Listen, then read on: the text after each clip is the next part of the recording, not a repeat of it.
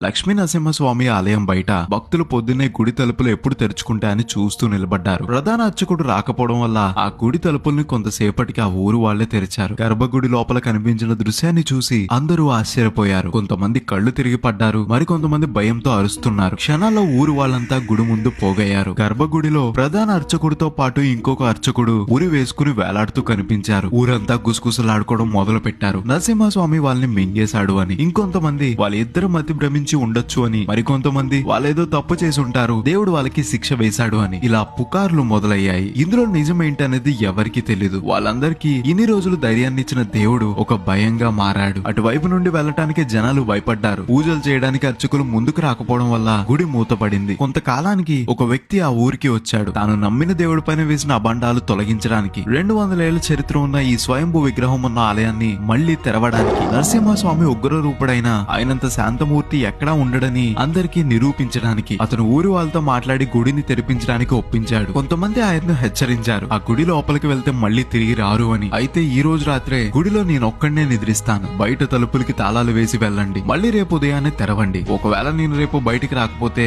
మీరు నమ్మింది నిజం, మరి బయటకు నేను వస్తే మీరు నమ్మింది అబద్ధమని ఒప్పుకోవాలి అని ఊరి వాళ్ళకి చెప్పారు. తాను ఆరాధించే ఆ లక్ష్మీ నరసింహస్వామి ఎప్పుడు అలా చేయడనే నమ్మకంతో ఒంటరిగా గుడి లోపలికి వెళ్లారు. రాత్రి గ్రామస్తులు గుడి తలుపులకి తాళాలు వేసి అక్కడ నుండి వెళ్లిపోయారు. పొద్దున్న తలుపులు తెరిచి చూసి అందరూ ఆశ్చర్యపోయారు. వాళ్ళేం చూసి ఆశ్చర్య